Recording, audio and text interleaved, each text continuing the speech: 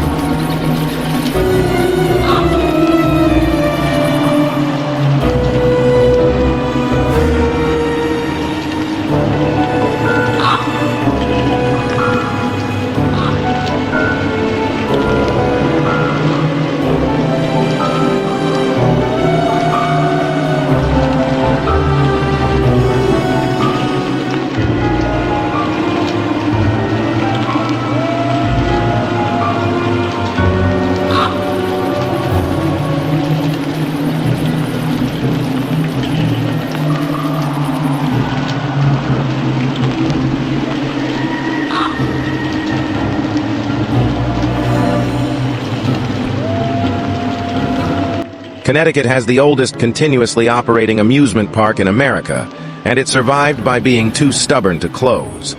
Lake Compounce in Bristol opened in 1846, 178 years, while Paragon Park, Rocky Point, Lincoln Park, and Riverside all closed or got demolished. Lake Compounce just kept operating, and nobody can quite explain how. Lake Compounce wasn't the biggest park, wasn't the fanciest, didn't have the most rides, just a regional amusement park next to a lake in Bristol, Connecticut. Carousel from 1911. Wooden roller coaster, the Wildcat from 1927. Classic Midway, beach on the lake, simple, functional, regional. And it survived everything that killed other parks. The 1950s decline when highways made distant destinations accessible. The 1980s real estate speculation when park land became worth more demolished than operational. The 2000s when insurance costs and liability destroyed small parks. How? A few factors. First, location. Bristol isn't prime real estate. The park property wasn't worth millions to developers like Paragon Park's beachfront land was. Second, local ownership for most of its history. The park stayed regional and didn't overextend. Third, Lake Compounce adapted without losing identity. Added new rides but kept classic ones. Modernized but maintained character. But here's the catch. Lake Compounce isn't independent anymore. Palace Entertainment bought it in 1996. Palace Entertainment is owned by Parques Reunidos, a Spanish conglomerate. So the oldest American amusement park is now foreign corporate-owned. The park still operates, still has the Wildcat, still has the lake, still draws crowds. But it's not the same locally owned regional park that survived for 150 years. It's a corporate asset managed from Europe. Lake Compounce survived by being too small and too persistent to die. Then it got bought by corporations that saw value in America's oldest amusement park as a brand. So it exists, but the independence that kept it alive for a century and a half is gone. The park that refused to die got acquired by the same corporate forces that killed every other regional park. It just happened to survive long enough to become a valuable brand instead of demolished real estate. Lake Compounce is 178 years old. That's older than most New England towns. It watched every other regional amusement park close and just kept running rides. Now it's corporate-owned and operating as a tourist attraction, trading on historical significance. It survived. But at what cost? The park exists. The local ownership that made survival possible doesn't. That's the Lake Compounce paradox. America's oldest amusement park is now owned by a Spanish corporation. It lived long enough to become corporate property instead of a parking lot. That's not victory. That's just a different kind of loss.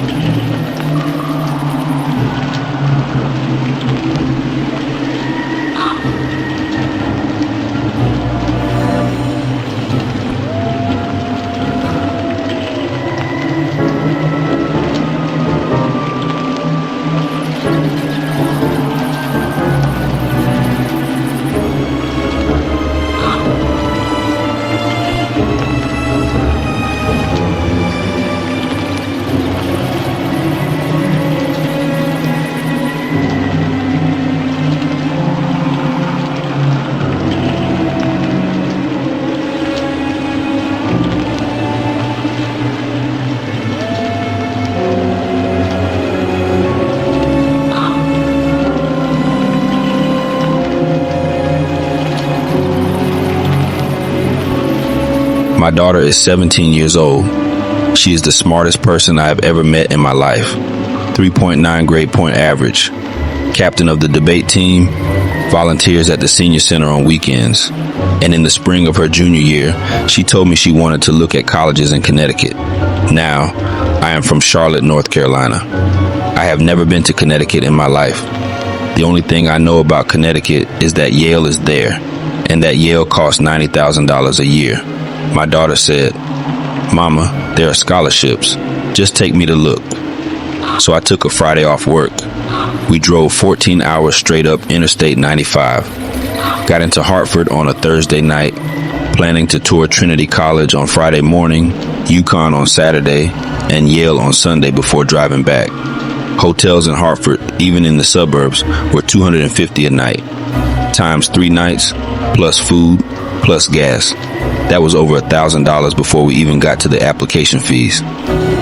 I am a single mother. I work in medical billing. I make decent money, but I do not have $1,000 to spare on a hotel. So I went on Airbnb, and I found a 2-bedroom apartment in Hartford, central to all 3 campuses, for $65 a night. The pictures were nice. Hardwood floors, a little balcony, window boxes with flowers. The reviews were sparse. Only 4 reviews total, but all 4 said it was clean and quiet. I booked it. I told my daughter we were saving $500. She was excited. We drove into Hartford after dark on Thursday. The GPS took us off the highway and onto a wide street called Albany Avenue. If you have never been to Hartford, let me tell you what Albany Avenue looks like at 10 at night. Long, empty, lit mostly by the security lights on liquor stores and check cashing places. Half the buildings are boarded up. The other half are corner stores with bulletproof glass between the cashier and the customers. My daughter looked at me from the passenger seat and said, "Mama, where are we?" I said, "GPS says we are almost there. 5 more minutes." This was the north end of Hartford, the historic black neighborhood of the city. It used to be Jewish at the start of the last century. Then in the 1940s, after a flood and a series of slum clearance programs displaced black families from downtown, they had to go somewhere. They went to the north end. Bellevue Square, the first black public housing project in Hartford, opened on Bellevue Street in 1941. The North End has been the heart of black Hartford ever since. It has also been one of the poorest urban neighborhoods in the entire Northeast for decades. I did not know any of that when I booked the apartment. I was a tourist. Tourists do not know. The Airbnb was on the second floor of a 3-family house off Garden Street. The host had left the key in the mailbox. We went up the stairs with our suitcases and we let ourselves in. And the inside, like the pictures, actually was nice. Clean, hardwood floors, a little kitchen, 2 bedrooms with the doors closed. There was a small dining table in the living room with a bowl of fruit on it, real fruit, apples and bananas. That detail bothered me a little. The host had set out fresh fruit for us. That meant somebody had been in the apartment recently, right before we got there. There was also mail. On the table by the front door, a small stack of envelopes, all addressed to a woman named Yolanda. I figured the host's name was Yolanda. The Airbnb listing had used a different first name, but plenty of people use a different name on Airbnb than their legal name. I did not think about it again that night. My daughter and I went to bed around 11. Long drive. Big day at Trinity in the morning. My daughter woke me up at 3 in the morning. She was standing next to my bed. She was crying. I have not seen my daughter cry in 5 years. She is a strong young woman. She does not cry. Not when her father left. Not when her grandmother died. Not when she got rejected from her dream summer program. She does not cry. And she was standing by my bed at 3 in the morning crying. I sat up and asked her what was wrong. There's a woman standing at the foot of my bed. I told her she had a bad dream. Mama, there's a woman at the foot of my bed. She has been there for 10 minutes. She is not a dream. I got up. I walked with her down the hall to her bedroom. I turned on the light. The room was empty. She was right there, my daughter whispered. By the dresser. She was just standing there looking at me. I asked her what the woman looked like. Black lady, maybe 40, long braids, wearing a yellow shirt. She was wet. Her hair was wet. I told her to come sleep in my bed. I left both lights on. Neither one of us slept the rest of that night. Friday morning we went to Trinity. Beautiful campus. My daughter loved it. By the time we got back to the apartment that afternoon, she was talking about it like she had not been crying in my room 8 hours earlier. Kids that age can switch like that. I could not. I kept thinking about the woman she had described, and I kept thinking about that mail by the front door. So when she went to take a shower, I picked up that stack of mail. 9 envelopes, all addressed to Yolanda Carter, all sent in the past 4 months. 2 of them were from Hartford Hospital. The others were from utility companies, credit cards, and a child support enforcement office. And one of them was from the Hartford Police Department. It was open. Somebody had read it and put it back in the envelope. I should not have. I know I should not have. But I pulled it out and I read it. It was a follow-up letter, case status update. Subject: Yolanda Carter, missing person reported by family member 8 months ago. The letter said the case remained open. No new leads. They would contact the family if anything developed. I sat down at the kitchen table and I read it again. Yolanda Carter, missing, 8 months. This was her apartment. We were sleeping in her apartment.